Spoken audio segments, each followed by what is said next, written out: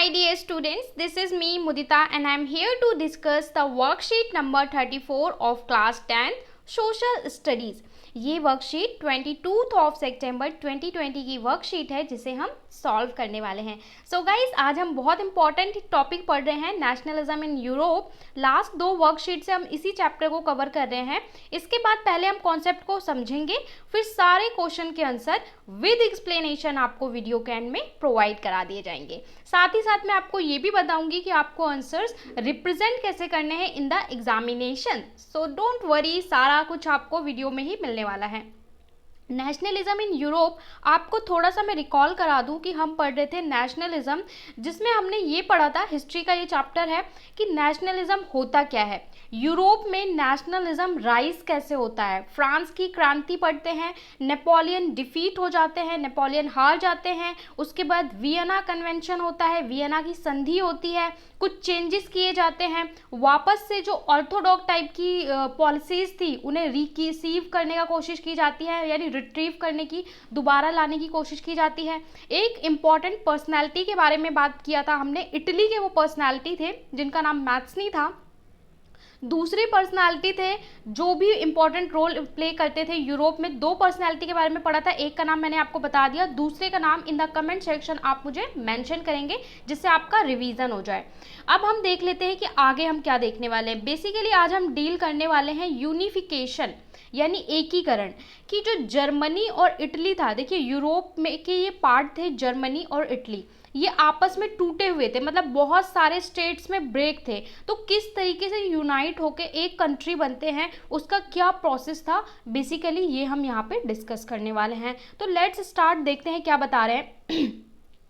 After 1848, nationalism in Europe moved away from the association with democracy and nationalism। अगर हम 1848 यानी 1848 के बाद का समय देखते हैं तो नेशनलिज्म इन यूरोप में जो राष्ट्रवाद की एक चिंगारी चली थी ना, कि राष्ट्रवाद, जनता के हित की बात, डेमोक्रेसी लाते हैं, वो धीरे धीरे डाउनफॉल होने लगती है, समाप्त होती है। डेमोक्रेसी, नेशनलिज्म ये कम होने लगती है। क्यों होने लगती है?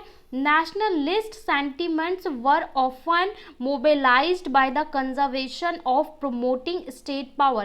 जो वहाँ की स्टेट पावर्स थी, जो वहाँ पे रूल कर रहे थे, वो लोग वापस से क्या करते हैं, लोगों की भावनाओं के साथ, सेंटिमेंट्स के साथ खेलना स्टार्ट कर देते हैं और बोलते हैं कि हमें राष्ट्रहित के लिए क्या करना होगा, राष्ट्रहित के लिए हमें वापस से जो रूढ़िवादी विचारधारा है, जो मोनार्की है, उसको वापस से इस्टेब्लिश करना होगा। तो लोगों में जो एक भावना आई थी कि हम अपने जनतंत्र की बात कर रहे हैं, लोकतंत्र की बात कर रहे हैं, लोगों के हित की, वो धीरे धीरे डाउनफॉल होने लगती है।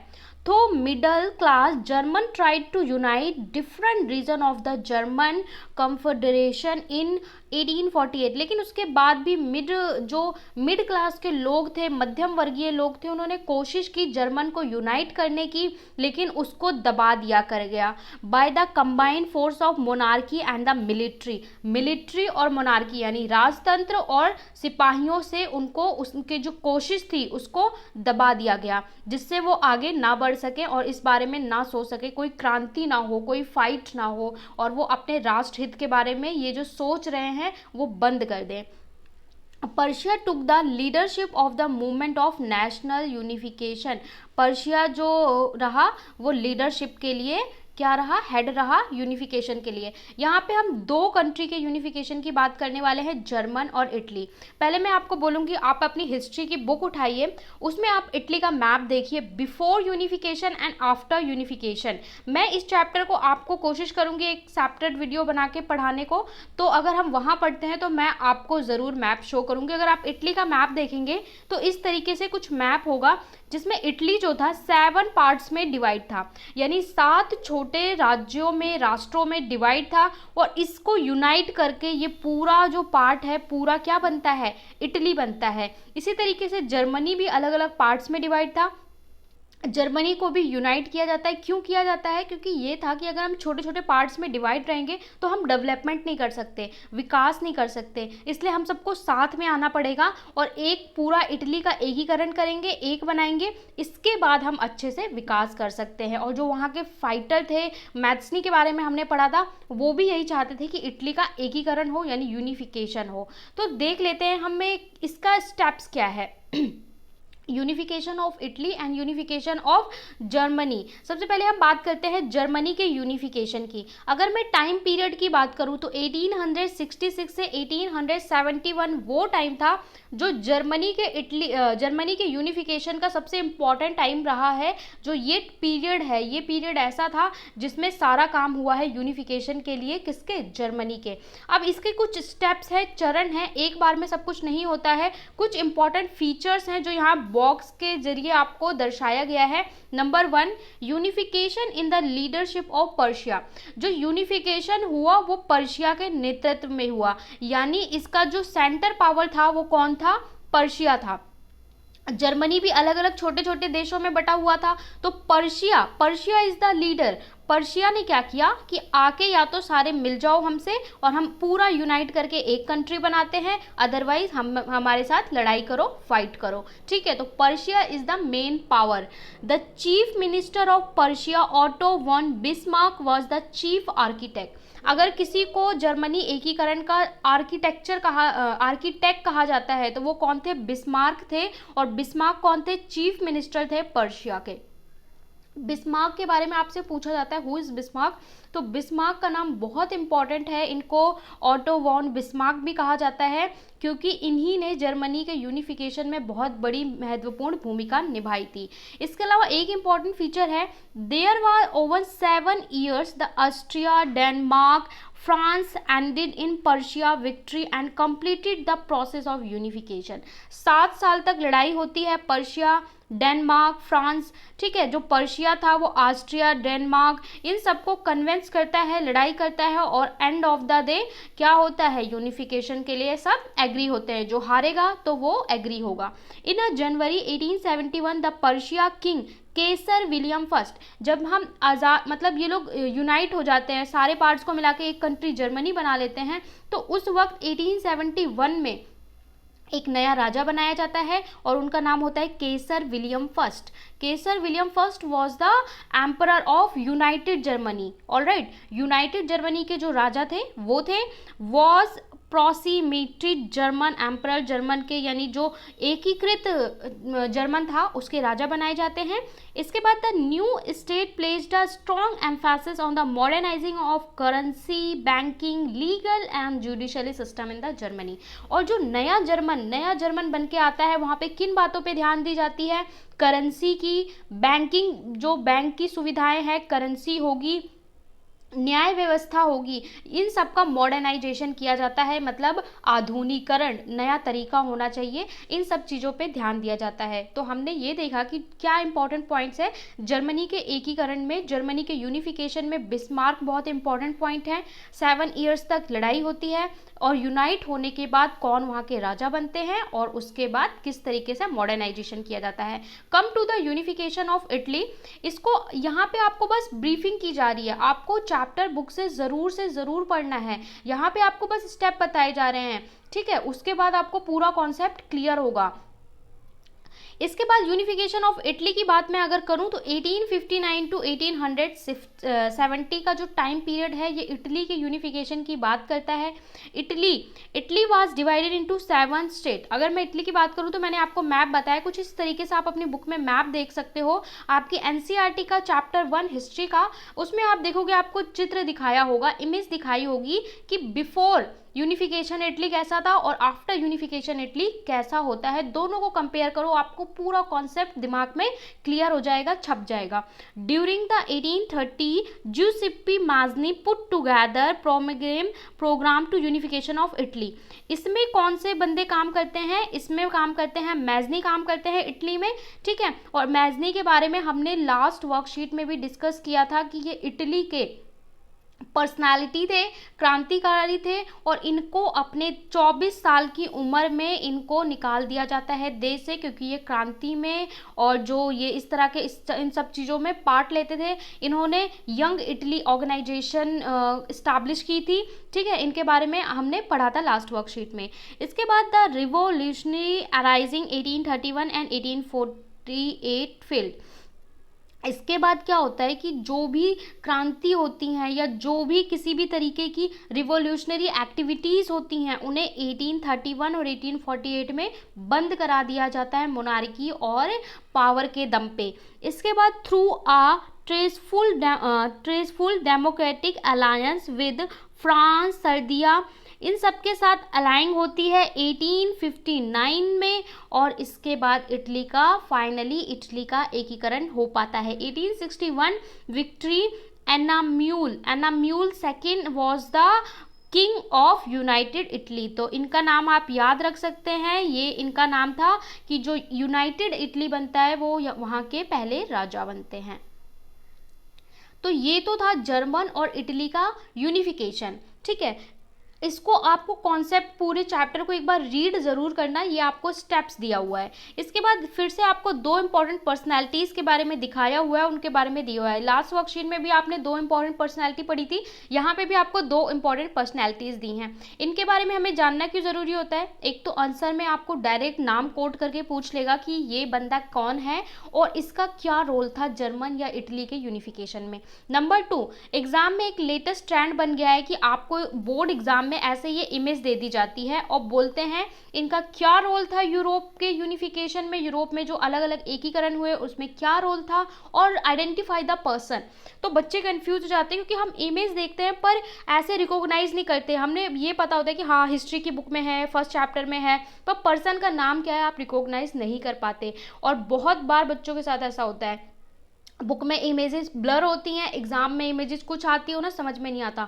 सो एग्जैक्टली इनका फोटो देखिए और उनका पोजीशन देखिए कि वो कैसे बैठे हुए हैं, ठीक है। उसके बाद उनके नाम को याद कर लो। 4 या 5 आपके इमेज दिए होंगे, उसमें से कई बार बहुत बार ये ऐसे क्वेश्चन आ जाता है और 2 मार्क्स का क्वेश्चन दे देते हैं कि आइडेंटिफाई द पर्सन। वो ये देखना चाहते हैं कि आप सिर्फ बुक रीड करते हो या ऑब्जर्व भी करते हो चीज़ों को, ठीक है।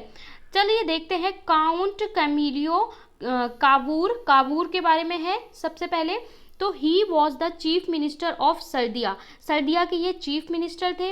ही led the movement in unity of region of Italy through he was neither revolutionary और नॉर अ डेमोक्रेट। तो ये ऐसे व्यक्ति थे, ये ना तो ऐसा चाहते कि लोकतंत्र हो और ना ही ये युद्ध और लड़ाई यानी क्रांतिकारी थे। ये एक मिड फैमिली से थे, मतलब जो मध्य वर्गीय पढ़ा लिखा वर्ग होता है ये उस टाइप के पर्सनैलिटी थे और ये स्मार्टली वर्क करना जानते थे।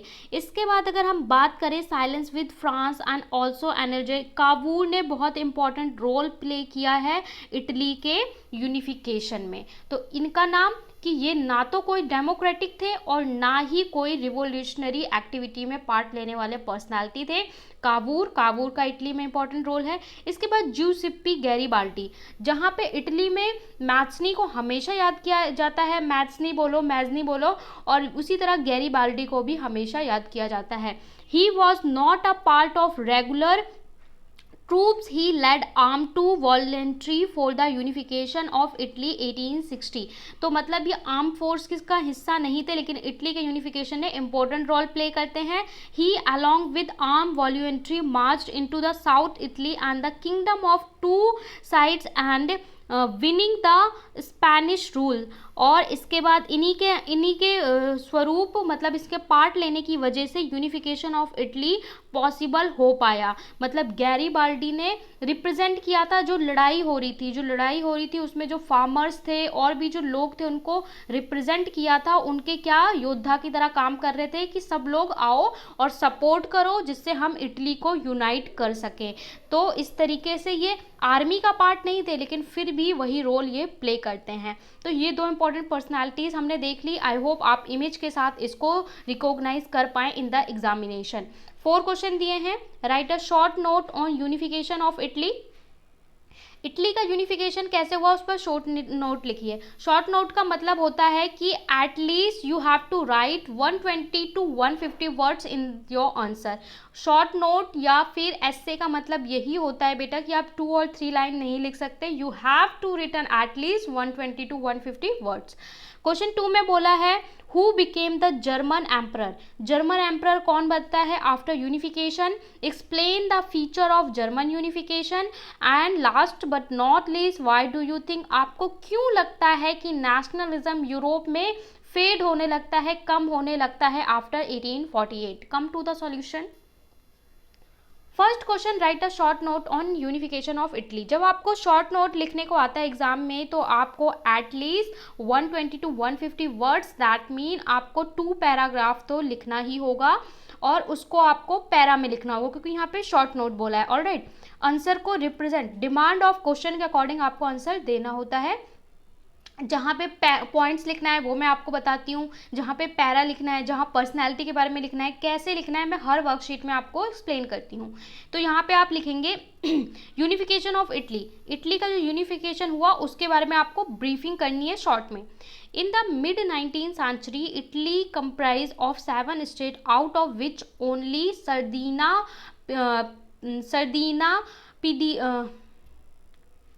सर्दिनिया Piedmont was a princely state. अगर हम 19th सेंचुरी की बात करें तो ऑलरेडी केवल सर्दिनिया ऐसा था जहाँ पे एक परिवार का राज था, यानी राज परिवार का शासन था, ऐसा कह सकते हैं। There was not even a common from a Italian language.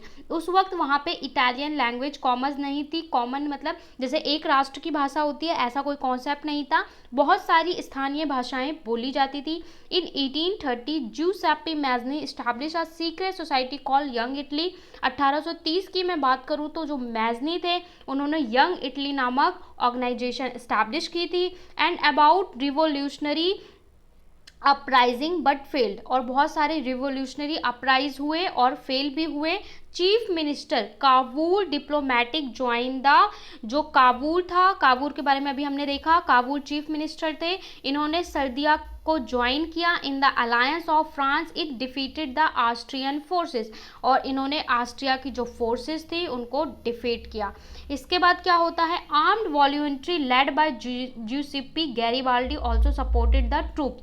Garibaldi जो होते हैं वो ट्रूप्स को सपोर्ट करते हैं। They marched into south Italy and kingdom of two Sicilies. They got the support of peasant there, peasants को support करते हैं, फार्मर्स को सपोर्ट करते हैं। In 1861 Victor Emmanuel second was declare the king of united Italy, और जो United Italy होता है उसके ये किंग सेलेक्ट होते हैं 1860 में। However most of Italian were unaware of the idea of liberal nationalism ideology. मतलब बहुत सारे जो फार्मर्स थे, पीजेंट्स थे, जिन्होंने फेवर किया इटली के यूनिफिकेशन में, युद्ध में पार्ट लिया, एटलीस्ट वो खुद भी नहीं जानते थे कि लिबरल नेशनलिज्म का मतलब क्या है, आइडिया क्या है, यानी उदारवादी राष्ट्रवाद क्या है, वो खुद नहीं समझते थे।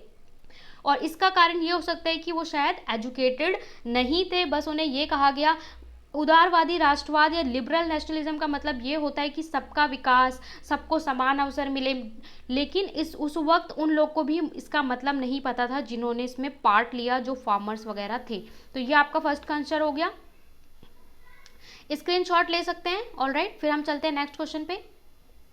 नेक्स्ट क्वेश्चन में पूछा है who became the German emperor after unification.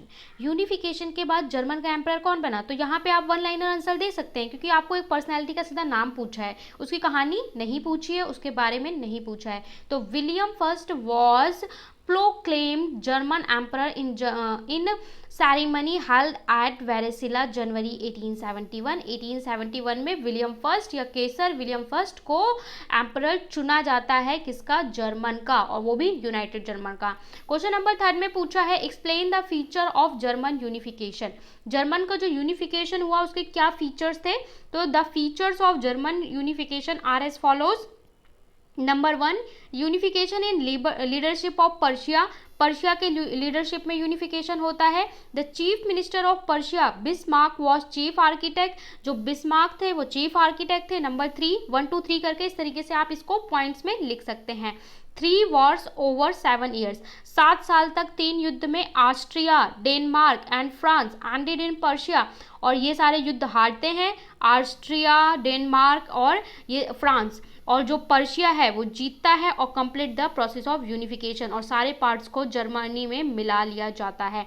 इसके बाद इसी को कैरी ऑन करते हैं। जनवरी 1871 the Persian king Kesar William first was the proclaimed German emperor. 1871 में इनको राजा बनाया जाता है। The new state placed a strong emphasis on modernising currency, banking, legal and judicial system in Germany. तो न्यू जो German बनता है उसमें इन चीज़ों पे ध्यान दिया जाता है। आंसर का स्क्रीनशॉट ले सकते हैं। सारे आंसर आपको टेलीग्राम पे भी प्रोवाइड करा दिए जाते हैं और टेलीग्राम का लिंक डिस्क्रिप्शन में दिया हुआ है। अभी तक आपने ज्वाइन नहीं किया है तो वहाँ से ज्वाइन कर सकते हैं। Why do you think the nationalism in Europe moved away from its association with democracy and nationalism after 1848? आपको क्यों लगता है या ऐसा क्यों हुआ यूरोप में 1848 के बाद जो डेमोक्रेसी और नेशनलिज्म की जो विचारधारा थी वो कम होने लगी, क्षीण होने लगी? After 1848 nationalism in Europe moved away from the association with democracy and revolution. The conservatives now fan nationalism sentiments. जो कंजर्वेटिव थे, रूढ़िवादी थे, वो लोगों की भावनाओं के साथ, सेंटिमेंट्स के साथ यूज करते हैं और राष्ट्रवाद को गलत तरीके से यूज करते हैं। स्टेट पावर अचीव करने के लिए, state power and to achieve political dominance, अपना जो पॉलिटिकल डोमिनेंस था उसको बनाने के लिए यूरोप में वो लोग क्या करते हैं, इन लोगों की भावनाओं के साथ, सेंटिमेंट्स के साथ खेलते हैं और इसका जो होता है डाउनफॉल होता है किसका? नेशनलिज्म का। तो ये हो गया आंसर नंबर 4। यहाँ पे हमने वर्कशीट 34 इंग्लिश मीडियम में सॉल्व कर ली। हिंदी मीडियम में ऑलरेडी आपको पहले ही प्रोवाइड करा दी जा चुकी है और बाकी सब्जेक्ट्स की भी वर्कशीट आपको सारी प्रोवाइड करा दी जा चुकी है। तो गाइज, अगर आपने चैनल को सब्सक्राइब नहीं किया है तो सब्सक्राइब कर ले, जिससे एक दिन पहले ही आपको सारी वीडियोज़ का नोटिफिकेशन ऑन टाइम मिल जाए। साथ में बेल आइकन में आप प्रेस करके ऑल कर दें तो आपको सारी वीडियो का नोटिफिकेशन टाइम पे मिल जाएगा। Thank you so much for watching. Bye bye, take care.